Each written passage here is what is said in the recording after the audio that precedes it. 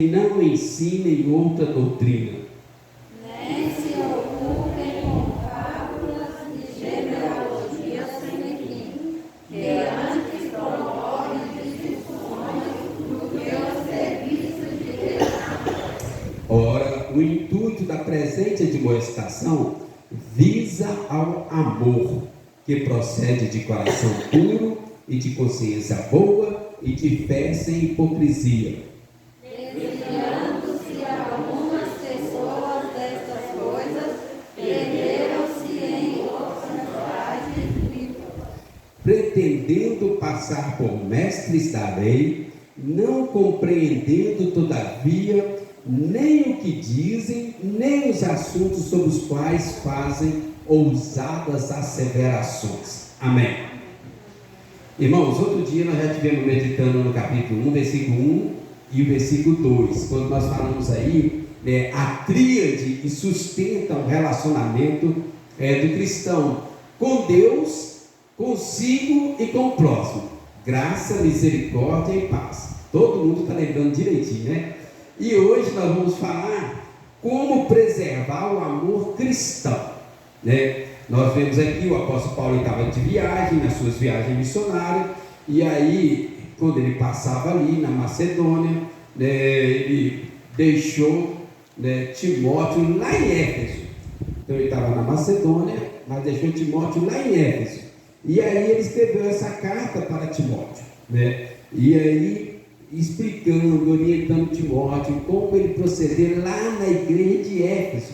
Éfeso estava na Ásia, né? E aí Paulo começa a explicar para Timóteo essas coisas todas. E quando eu estava lendo, logo de cara me veio à mente um outro texto do apóstolo Paulo, lá em 1 Coríntios 13, 4 a 7, quando Paulo fala assim, que tem tudo a ver com o que ele vai falar com Timóteo aqui agora. O amor é paciente, é benigno, o amor não arde em ciúmes, não se ufana, não se ensoberbece, não se conduz inconvenientemente, não procura os seus interesses, não se exaspera, não se ressente do mal, não se alegra com a injustiça, mas regozija-se com a verdade, tudo sofre, tudo crê, tudo espera, tudo suporta. Então, lá em Coríntios, Paulo está falando esse texto aqui, que é a essência do verdadeiro amor. E agora ele escreve para Timóteo, porque um dos principais problemas da igreja de Éfeso, qual era? Falta de amor.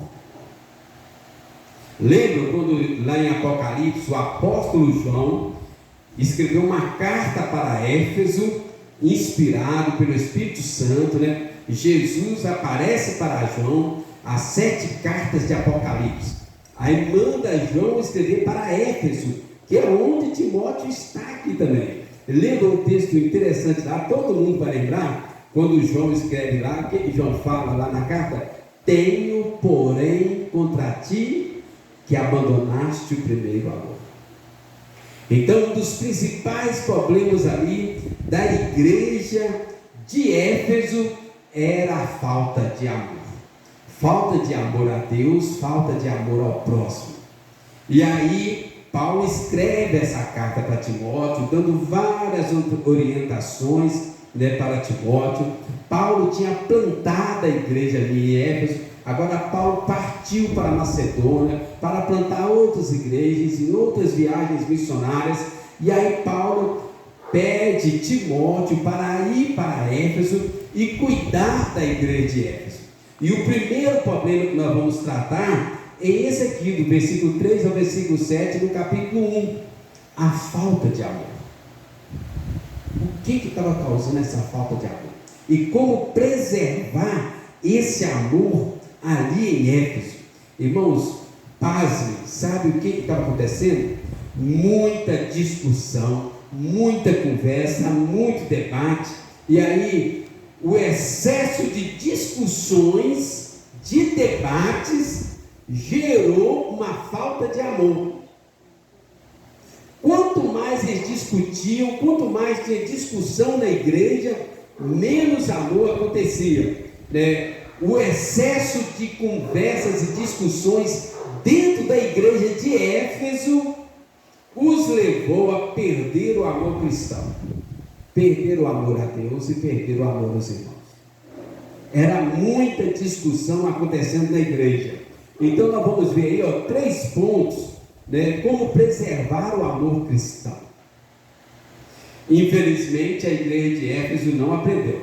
A minha oração é que nós possamos aprender nessa noite como preservar o amor cristão, né? Paulo deixa Timóteo para corrigir vários erros. O primeiro é esse, a falta de amor. Então no versículo 3, versículo 4, irmãos, para preservar o amor cristão, não se perder em discussões inúteis. Havia um excesso de discussões ali. Olha o versículo 3, versículo 4 novamente. Paulo falando: quando eu estava de viagem rumo da Macedônia, te roguei, permanecesses ainda em Éfeso, para te mostrarem a certas pessoas, a fim de que não ensinem outra doutrina, nem se ocupem com fábulas e genealogias sem fim, que antes promovem o quê? Discussões, do que o serviço de Deus na fé. Então, para que Timóteo conseguisse preservar o amor cristão dentro da igreja em Éfeso, primeira orientação do apóstolo Paulo: evita essas coisas que promovem discussões dentro da igreja.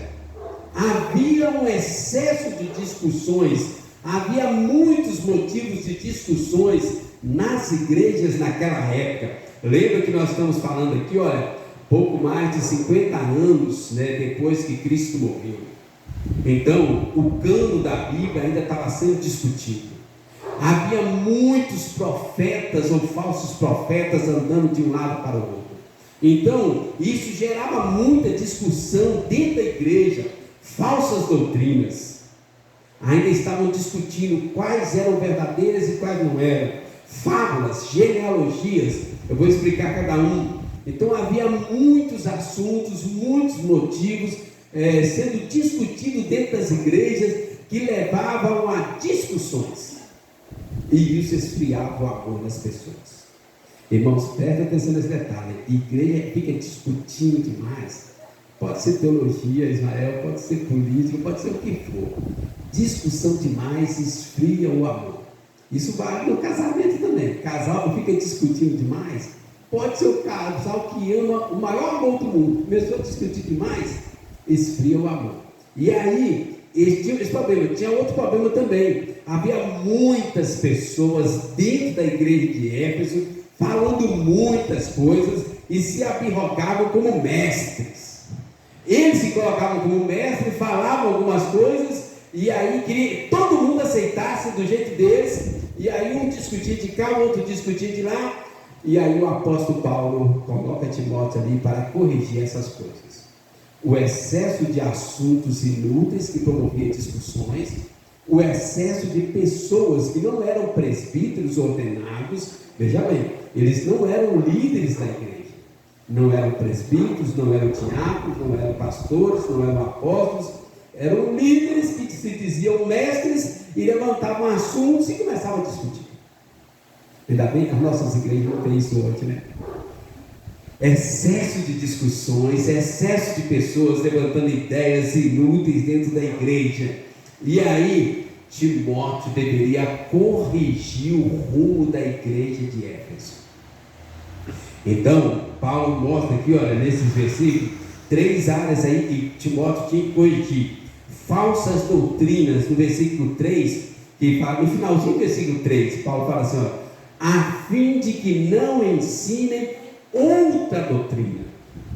Falsa doutrina. Se você olhar no dicionário, essa palavra aqui, ela é heterodidascalia, que significa outro ensinamento, outra doutrina, outro evangelho, ensino diferente do normal. Então ali havia essa outra doutrina. Irmãos, não era questão de uso e costume, não. Era questão de ensinar um outro evangelho. Irmãos, só existe um evangelho, amém? Jesus Cristo nos salva da ira vindoura e do pecado. Sem Jesus, nós estamos condenados. Mas eles começaram a ensinar uma outra doutrina, um outro evangelho, uma outra forma de salvação. Irmãos, não tem outro jeito de ser salvo a não ser por meio de Jesus Cristo. E isso estava ali no meio da igreja, arraigado na igreja, e Timóteo tinha que corrigir isso. Ou você é salvo por Jesus, ou você nunca vai ser salvo. O pastor não vai te salvar, o padre não vai te salvar, o papa não vai te salvar, seu pai e sua mãe não vai te salvar. Às vezes tem crianças que pensam: eu nasci no evangelho, meu pai e minha mãe são crentes a vida toda, eu também nasci. Filho de crente nem sempre significa que é crente, está dentro da aliança, mas você precisa de Jesus, amém?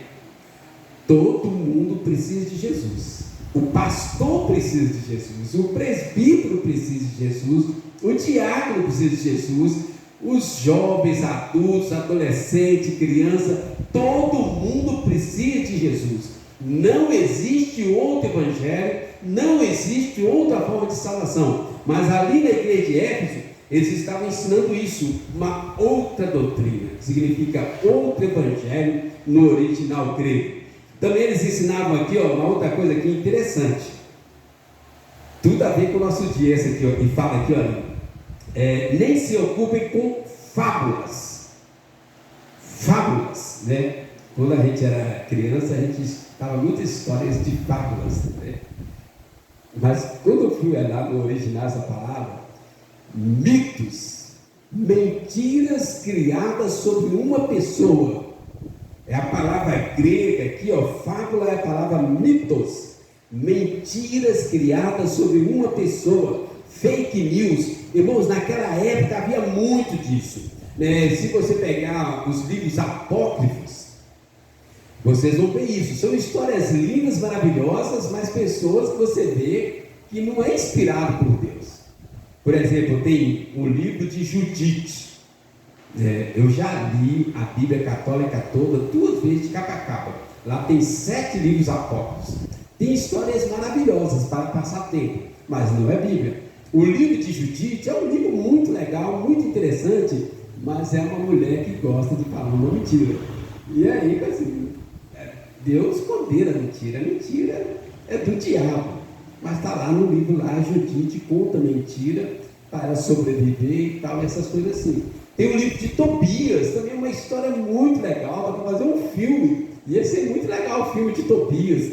Tobias sai peregrinando, tem que cumprir várias etapas, várias fases, né? Tipo a história de Hércules. E aí, né, depois ele casa lá com uma mulher e todo marido que essa mulher teve, na lua de mel, o marido morreu. Aí Tobias casa com essa mulher. E aí, né, está na Bíblia católica. E aí Tobias pede, né, um anjo: como eu vou me livrar para eu não morrer na lua de mel? Aí o anjo ensina um feitiço para ele, ele faz o feitiço, ele é livre, né? Então você vê, ele está na cara que não é. Tem os atos de Pedro, que também são fábulas, né? Os atos de Pedro contam histórias de quando Jesus era criança, né? Tipo assim, ele queria jogar bola, aí ele batia o dedo, aparecia uma bola top, na hora ele ia jogar bola. É lógico que não existiu isso. Então, mas existiam esses livros, existiam essas histórias, o cânon ainda estava sendo discutido, e isso entrava na igreja. A história de Tobias é verdadeira ou não? Por quê? A história de Judite é verdadeira ou não? Por quê? Gente, estou falando isso tudo, era do povo de Deus. Os atos que foram escritos por Pedro são de verdade ou não? Depois foram tudo rejeitados pelos concílios, né, da igreja. Mas era muita discussão, muitas fábulas que discutiam ali sobre mitos, pessoas, história inventada sobre alguma pessoa que não era verdadeira.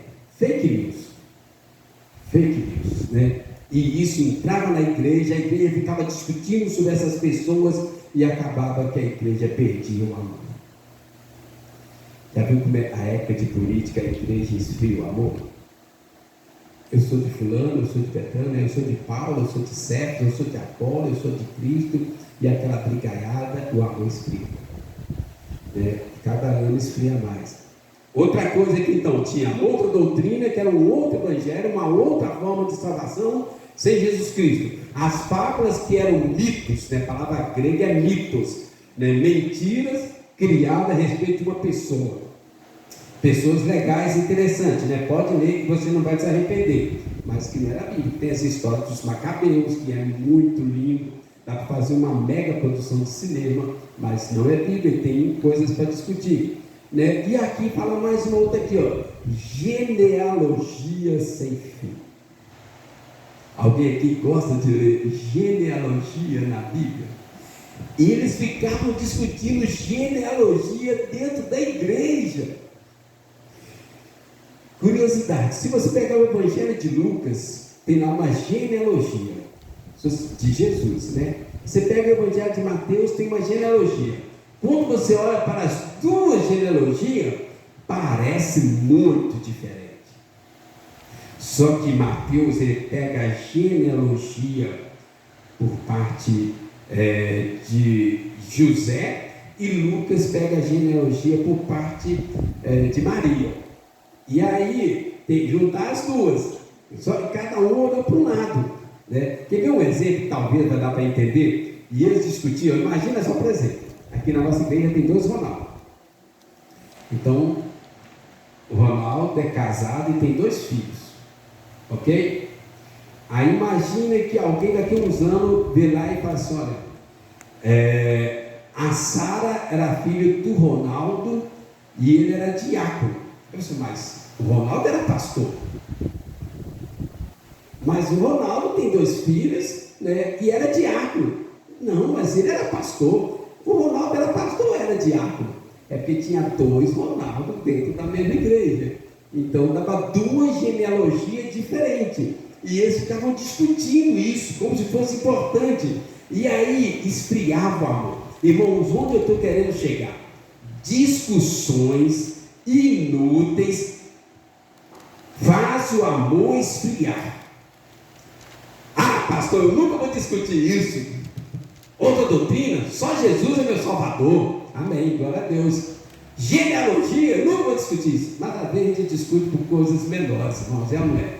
Quem é casado sabe o que eu estou falando. Às vezes a gente discute cada coisa pequena. Já viu irmãos, filhos discutindo? Às vezes discute cada coisa, opa, a gente olha assim, meu Deus, ilumina a mente, Na escola, no trabalho, já viu discussão de trabalho, às vezes cada discussão bomba. Onde eu estou querendo chegar, irmão? Eles ensinavam, esses ensinamentos geravam discussões entre os irmãos e os afastava do amor a Deus e o amor aos irmãos. As discussões inúteis esfriam o amor. Não tem amor que suporta discussão inútil. Por isso, Deus nos guarde, época de política, irmãos, nada de tocar em política na igreja, e nem futebol. Porque cada um, como é que eu vou provar para vocês que o América é o melhor time? Nunca vou conseguir provar isso, Mas todo mundo sabe que o América é o time dos inteligentes, dos bonitos e dos simples.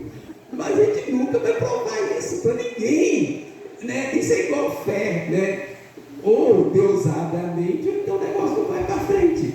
Não dá para discutir dentro da igreja, nem futebol, nem política, nem moda, nem nada disso.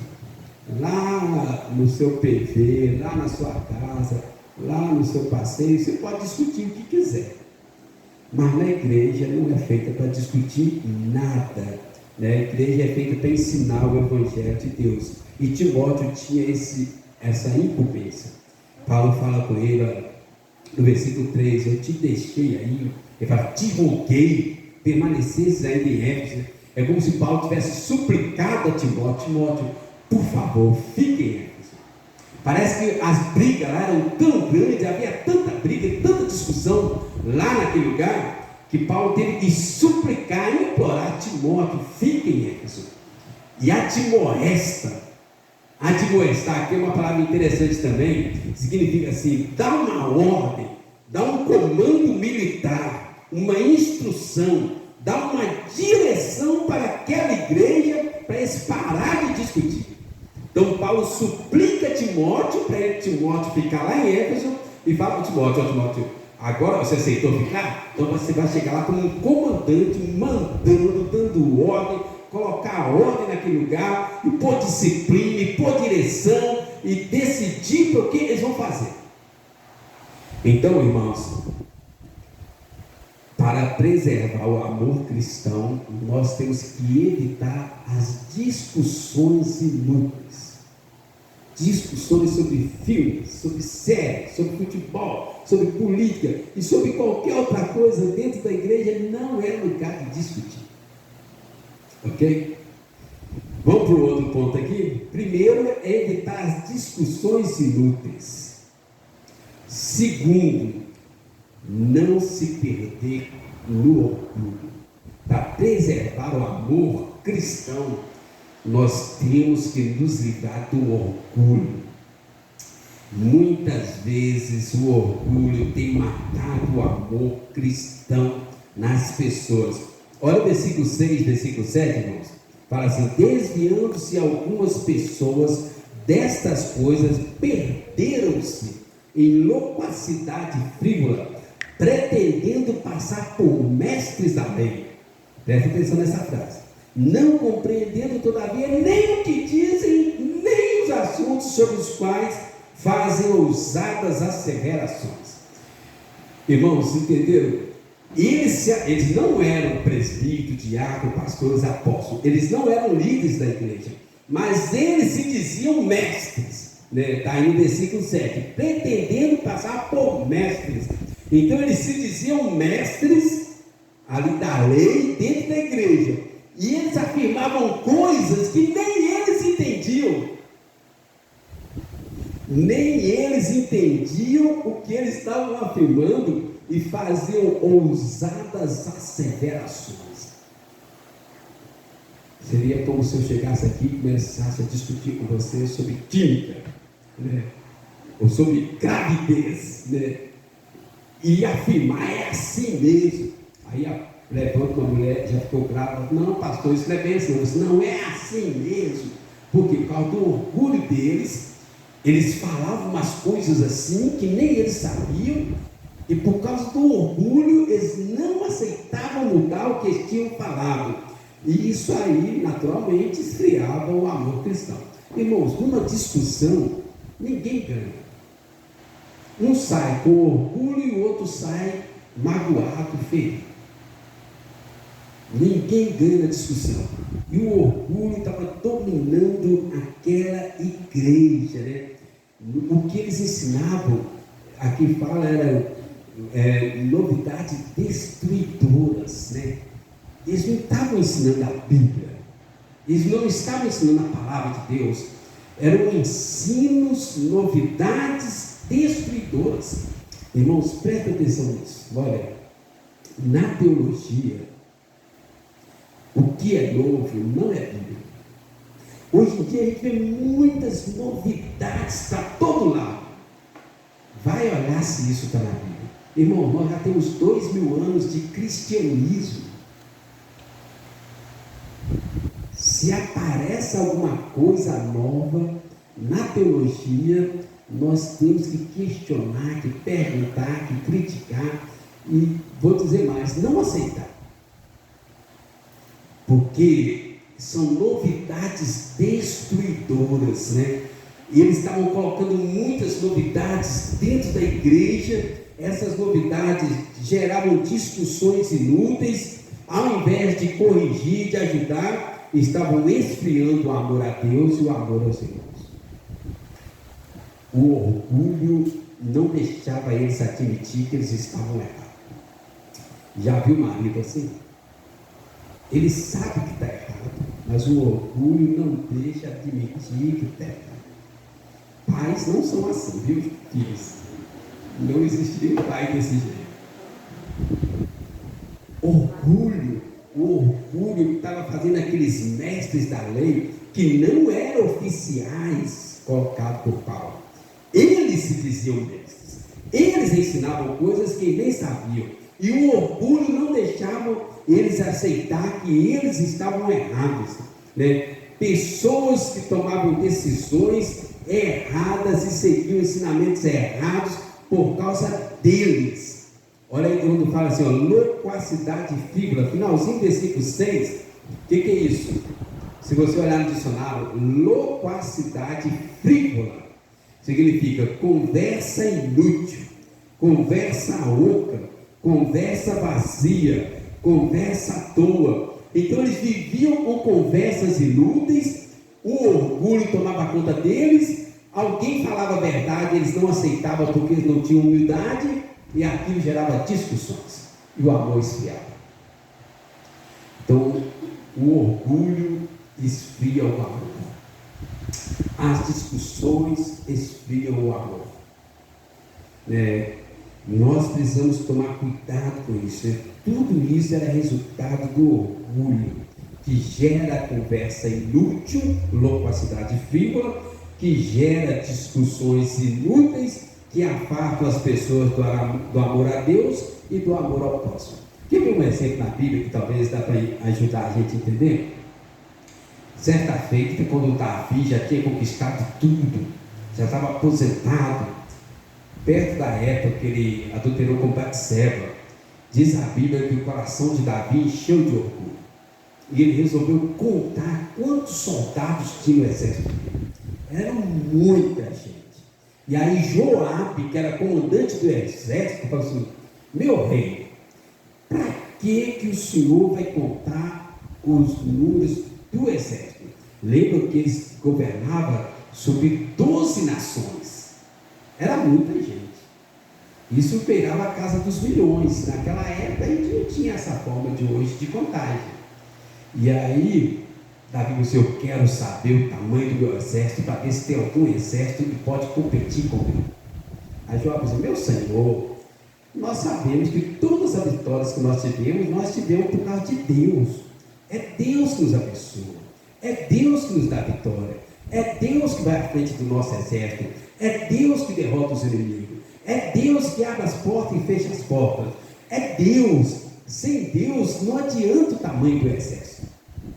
Aí Davi bateu o pé, fez pirraça e mandou os soldados contarem o exército. E Joabe falou assim: ó, meu rei, isso não está certo não, isso é o orgulho do coração. E Davi bateu o pé e fez pirraça e mandou contar, que ele queria saber se existia um exército maior que ele. E aí veio um anjo do Senhor e feriu o exército de Davi. Nunca houve tanta morte no meio do exército de Davi durante toda a vida de Davi, por causa do orgulho. E quando ele foi confrontado, ele viu que estava errado, ele fez pirraça, bateu o pé, prevaleceu a vontade dele. O orgulho destruiu o exército de Davi. E aí Davi morreu, Salomão assumiu, o exército já estava meio fraco. E aí começaram a levantar, levantou um homem sozinho e começou a ferir o exército de Salomão. Depois levantou mais um do outro lado e começou a ferir o exército de Salomão. E daí a pouco, o exército de Salomão já estava fraco e foi dividido. E aí, daí a pouco eles foram levados escravos para outro povo. Entende, irmão, o que eu estou querendo chegar? Orgulho, discussões inúteis, esfria o amor a Deus, esfria o amor ao próximo, e é um passo para a derrota. Mas vamos falar aqui agora do verdadeiro amor. Olha o versículo 5, eu queria que vocês lessem junto comigo, numa só voz. O verdadeiro amor cristão. Então até agora eu estou falando o que esfria o amor, discussões e orgulho. Isso esfria o amor. Agora, o que mantém o amor? O que sustenta o amor? O que fortalece o amor?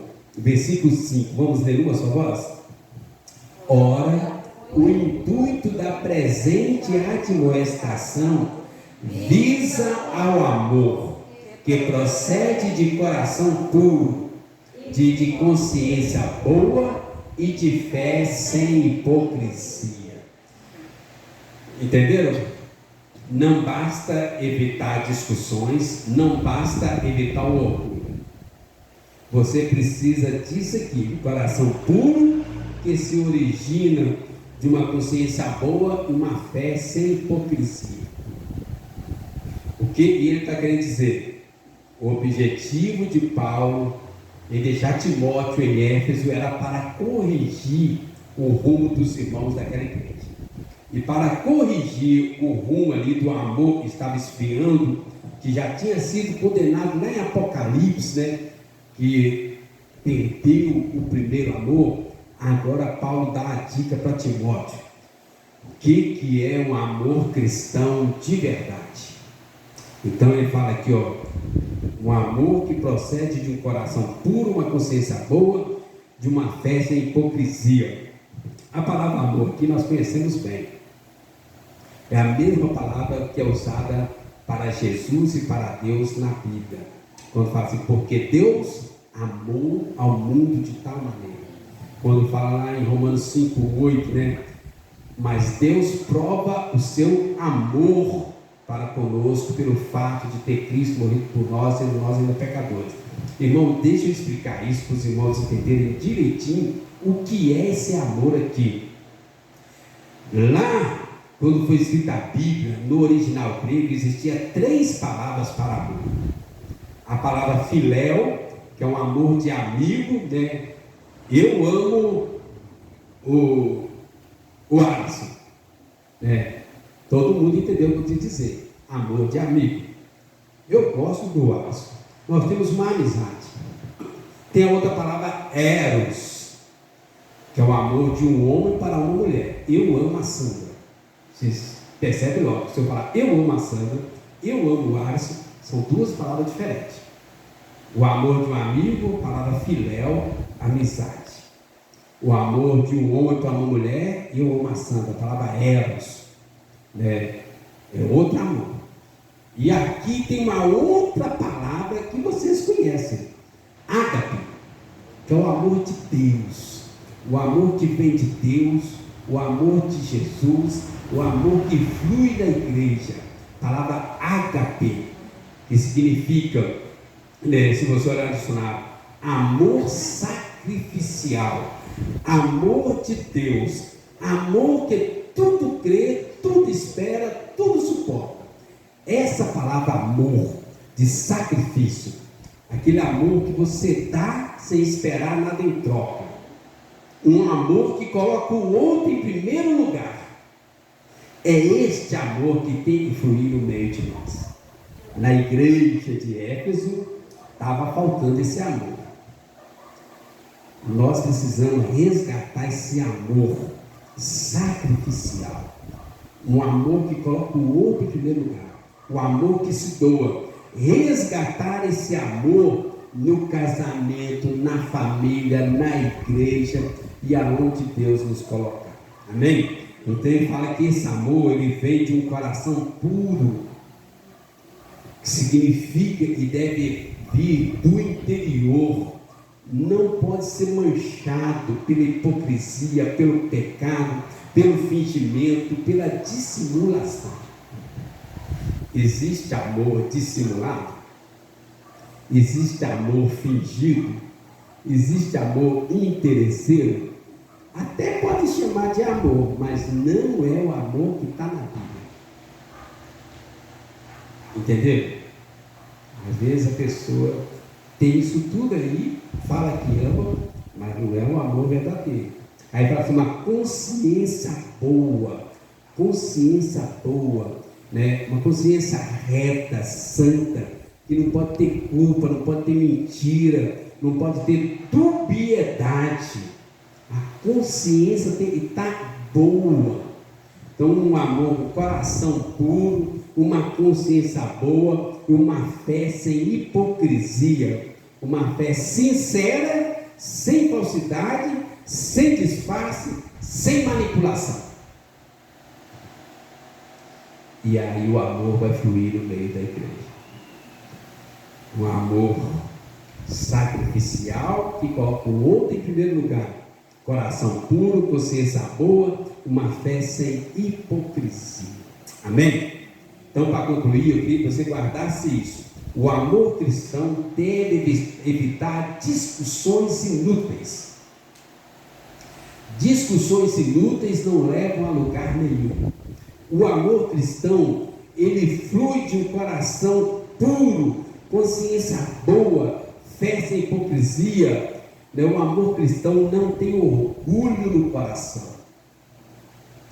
E o amor cristão, somente Jesus tem e somente Jesus pode dar. Se você está querendo ou precisando mais desse amor, você precisa de Jesus. É Jesus que tem esse amor, é Jesus que nos dá esse amor. Esse amor é fruto do Espírito Santo em nós. Quando você recebe Jesus, você recebe esse amor de Jesus, e este amor vem de Jesus. Pastor, como eu faço para ter esse amor na minha vida e expandir esse amor? Você precisa ter Jesus na sua vida e andar com Jesus todo dia. Amém? Então, que Deus nos ajude a ter esse amor na nossa vida, na nossa família, no nosso trabalho, na nossa igreja. Amém? Vamos orar?